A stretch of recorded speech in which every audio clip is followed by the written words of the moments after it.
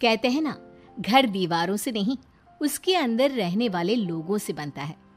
लेकिन क्या हो जब घर के लोग ऐसे हो। सारा दिन खाती रहती हो, सोती रहती हो, कोई काम नहीं है तुम्हारे पास। ऊपर से बहू के आ जाने के बाद तो तुम और निकम्मी हो गई हो। दिखावे के लिए हाथ में माला पकड़ ली है, बाकी कोई काम नहीं करती। अरे कैसी बात कर रहे हैं? अब तो बहू आ गई है, अब तो मेरी बेइज्जती करना बंद कर दीजिए। जैसे तैसे मेरी तो जिंदगी कट गई गालियां खा खा कर। अरे उस बेचारी को तो छोड़ दीजिए। तभी बेटे के जोर जोर से चिल्लाने की आवाज आती है। कहा था ना तुमसे रिजाइन कर दो, क्यों नहीं किया? और ये पर्स लटका कर कहाँ निकली? चलो कमरे में, काम करो घर का। बहू बेटे की लड़ाई सुनकर सास ससुर बाहर आ जाते हैं। सामने खड़ी होती है नई नवेली बहू रीमा। देख लीजिए माँ जी, शादी से पहले तो मेरे माँ पापा के सामने कहा था कि शादी के बाद नौकरी करने देंगे, लेकिन अब क्या कह रहे हैं? तो तुम माँ जी को क्यों बोल रही है बहू? तब उसका मन रहा होगा, अब नहीं है। पर पिताजी, उसके मन से मेरा करियर तो नहीं चल सकता ना। ससुर को बहू की बात पर गुस्सा आ जाता है। वो बेटी की तरफ देखता है। पापा से जबान लड़ाती है, रुक। ये बोलकर वो पत्नी को खींचकर कमरे में ले जाता है और बंद कर देता है। ये सब देखकर सास दुखी हो जाती है।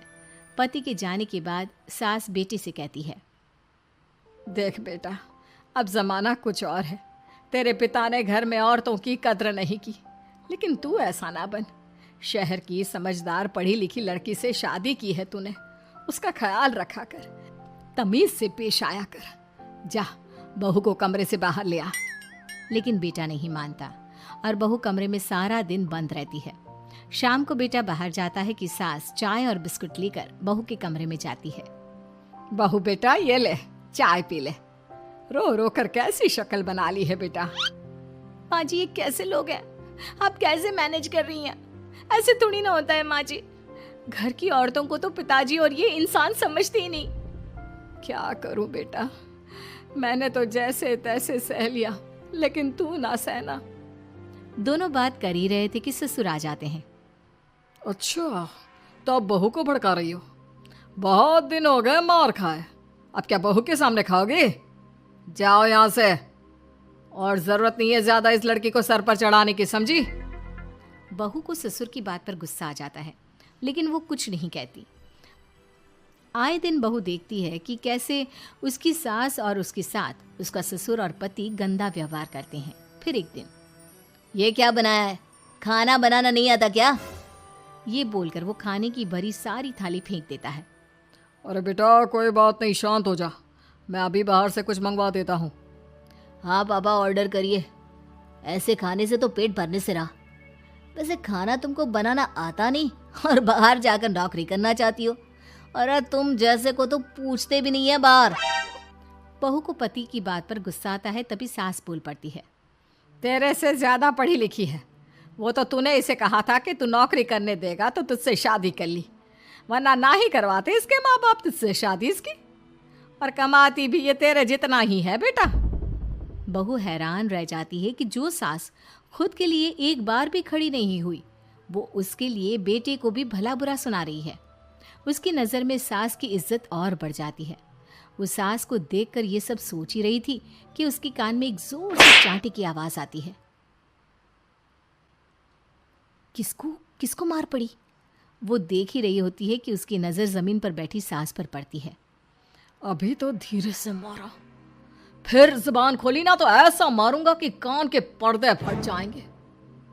सास रो रही थी। बेटा और पति वहां से चले जाते हैं। पिताजी अच्छा किया माँ को जोर का चांटा लगाकर। आगे से जबान खोलने से पहले 4 बार सोचेंगी। बड़ी आई। दोनों हंसते हुए वहां से निकल जाते हैं। बहू सास को उठाती है और पानी देती है। मैंने ये दिन रोज देखे हैं बहू, लेकिन तू नहीं सहना। तू अपना जीवन अपने अनुसार जीना। शादी के वक्त मैंने तेरी माँ से बात करने की कोशिश की थी, उन्हें बताया था, लेकिन वो नहीं मानी। बहू सास को पकड़कर रोने लगती है। वो इसलिए नहीं मानी क्योंकि वो मेरी सगी माँ नहीं है। माँ जी, जिस तरह से आप मेरे लिए खड़ी हुई हैं ना, मेरी माँ भी नहीं हुई। बेटा मैं तेरा भला चाहती हूँ, तू नौकरी इस घर में रहकर तो नहीं कर पाएगी। एक काम कर, इस घर से चली जा, पैसे कमा और खुश रह। माँ जी, हो सकता है कल तक मैं आपके इस फैसले को मान जाती, लेकिन आज नहीं। माँ जी, आप यहाँ इस नर्क को झेले और मैं आपको छोड़कर चली जाऊं? नहीं, कभी नहीं। अगले रोज, सुनिए, वो क्या है ना, मुझे कुछ कपड़े और गहनों की ज़रूरत है, तो ज़रा पैसे दीजिए ना। अब आप घर के मर्द हो तो पैसे तो आपसे ही मांगूंगे ना। बुरा तो नहीं लग रहा ना आपको? नहीं नहीं, बुरा क्यों लगेगा। ये लो कार्ड, कर लेना शॉपिंग। अगले रोज, बिजली का बिल आया है 10,000 का, भर दीजिएगा। इतना बिल कैसे आ गया? बेटा वो क्या है ना, सारा दिन बहू घर में रहती है तो कमरे में एसी और टीवी चलता रहता है। अब कम से कम बाहर जाए तो 4 पैसे कमा कर लाए। लेकिन हम लोगों को थोड़ी ना औरत की कमाई खानी है, वो तो मर्द ही करता है ना। पति पर्स देखता है और फिर हाँ माँ, ठीक बोल रही हो। खैर चलता हूँ, ऑफिस का वक्त हो गया है। पति ऑफिस से पिता को फोन करता है। पापा, घर के खर्चे तो बढ़ते ही जा रहे हैं, ऊपर से महंगाई आप देख रहे हैं। मैं सोच रहा हूँ क्यों ना मीना को नौकरी के लिए हाँ कर दूँ, 4 पैसे ही लाएगी ना घर में। वो तो तू ठीक बोल रहा है, लेकिन ये औरत की जात, कल को 4 पैसे कमाने लगे तो यह नहीं कि सर पर चढ़कर नाचे। हाँ पिताजी, बात तो सही है। वो तो आप हैं जो माँ को मुट्ठी में रखा है, वरना मेरी वाली तो। खैर, सोचते इस बारे में। शाम को पूरा परिवार साथ बैठा होता है। वो कल पनीर की सब्जी बनानी है तो थोड़े पैसे देकर जाना। और हाँ, कीर्तन भी रखा है संडे को, उसके लिए सामान की लिस्ट बना दी है, ले आना। पापा को दे दो, वो ले आएंगे। अरे पापा कहाँ से ले आएंगे, मेरे पास नहीं है पैसे वैसे। लो, पैसे ही नहीं है? मेरे पापा की जेब तो हमेशा नोटों से भरी रहती है। बेटा, लक्ष्मी को जो पूजता है ना, उसके पास लक्ष्मी रहती है। जो घर की औरतों को मारे पीटे, वो भला कैसे लक्ष्मी का लाभ ले सकता है? वाह वाह, क्या बात है, तो जबान खुल रही है तुम्हारी। लगता है भूल गई पुरानी मार और डांट, क्या? हाँ माँ जी, शांत हो जाइए। मैं नहीं देख सकती आपको मार खाता, और फिर हो सकता है कि मैं आपको बचाने आऊँ तो ये भी मुझे मारे। ठीक है बहू, मैं कुछ नहीं कहती, तू ये लिस्ट बस दे दे, मैं चलिए आराम करने। फिर अगले रोज, सुनिए जी, वो मायके जाना है। वो क्या है ना, शादी के बाद से गई नहीं, तो ट्रेन की टिकट बुक करवा देना। तो मैं भी तो साथ जाऊंगा ना तुम्हारे। तो ठीक है, फिर फ्लाइट की ही टिकट करवा दीजिए। वो क्या है ना, अच्छा थोड़ी ना लगता है आप पहली बार मेरे साथ जा रहे हो और हम ट्रेन से चले, ठीक है ना? पति ऑफिस जाता है, जहाँ उसका दोस्त कहता है, अरे क्या हो गया यार, परेशान सा दिख रहा है। तेरी तो नई नई शादी हुई है, भाभी परेशान कर रही है क्या? अरे नहीं यार, तू तो जानता है थोड़ी सी कमाई में घर चलाना मुश्किल हो रहा है। तू कैसे मैनेज करता है यार? कैसे क्या यार, तू जानता है ना मेरी बीवी रिया को, वो टीचर है, फिर घर में ट्यूशन करती है, साथ में बच्चे भी पढ़ लेते हैं। यार, घर नाम की गाड़ी दोनों पहियों के साथ चलने से ही चलती है।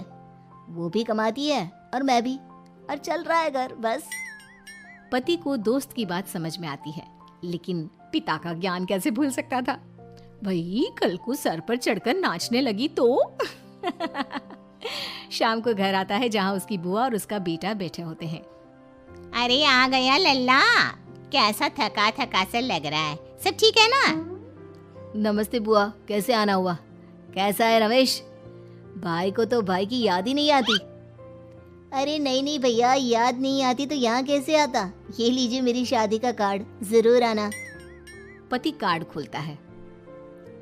डॉक्टर रश्मि, अरे वाह, तेरी होने वाली बीवी डॉक्टर है। और क्या भैया, आपकी बीवी इंजीनियर तो मेरी डॉक्टर। तभी वहाँ सास आ जाती है। अरे जब घर में ही बिठाना है बेचारी को, तो काहे का इंजीनियर है, तो काम वाली ही, घर का काम करती है और आराम। इतनी पढ़ी लिखी लड़की को घर पर क्यों बिठा रखा है? अरे बहू कहीं झोला छाप डिग्री तो नहीं लेकर आई है? पत्नी की बुराई सुनकर पति को गुस्सा आता है। नहीं बुआ, यूनिवर्सिटी टॉपर है मेरी मीना, और हाँ बड़ी कंपनी में काम भी करती है। बस शादी के बाद कुछ महीनों की छुट्टी ली थी, अगले हफ्ते से ऑफिस शुरू हो जाएगा। क्यों मीना? तभी ससुर आ जाते हैं। हाँ, लेकिन फिर घर का काम कैसे होगा? और पैसे कमाने लगेगी तो सर पर। पिता की बात पूरी नहीं हुई कि बेटा, सर पर चढ़ने का हक है उसका पापा। पत्नी है वो मेरी, यानी मेरे घर की रानी। और रानियां तो सर का ताज होती है। क्यों मीना? मीना पति की बात सुनकर शर्मा जाती है। वाह बेटा, तू सही समय में समझ गया कि औरतों की इज्जत करने वाले घर में शांति और लक्ष्मी का वास होता है।